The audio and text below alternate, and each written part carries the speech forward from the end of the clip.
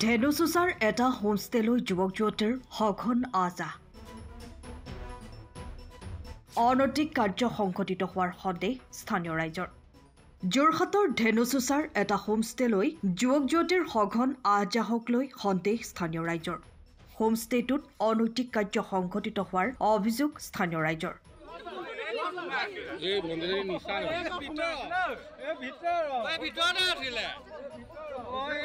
আজি নিশা হোমষ্টেত 4জন যুৱক আৰু 2গৰাকী যুৱতীক ৰাইজে ধৰি গতাই দিয়া আৰক্ষী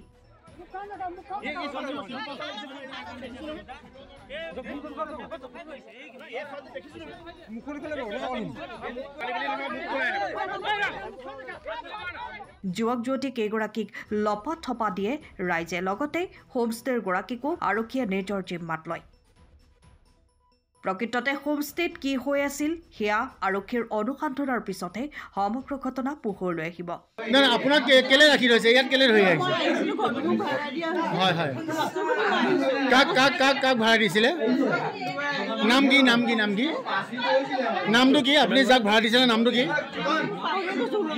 হয় হয় হয় কিহৰ কাৰণে ভাড়া দিছিলে এইটো হোমষ্টে খুলিবৰ কাৰণে ভাড়া দিছিলে কিমান দিন হ'ল ভাড়া দিয়া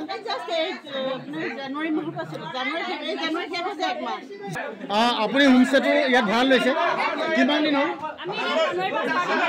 এমাহ হৈ গ'ল হয় মানে আজি অলপ দিনৰ পৰা মানে ইয়াত পৰিৱেশটো মানে এনেকৈ আৰু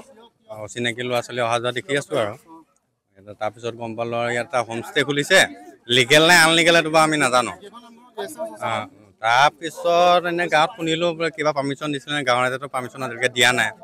তাৰপিছত আজি এনেকৈ সোমাই আছিলে আমি ওচৰৰ ল'ৰাকেইজনমান তেওঁলোকক সুধিলোঁ তেতিয়া ক'লে যে আমাৰ পাৰ্মিট আছে লাইচেঞ্চ আছে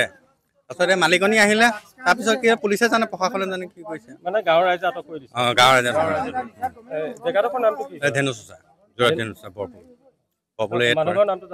নাই নাজানিম দেই এইজনো এইবোৰ মানে কি অৰিজিনেল অৰিজিনেল নহয় এবাৰ ইয়াতে মাটি কিনি মানে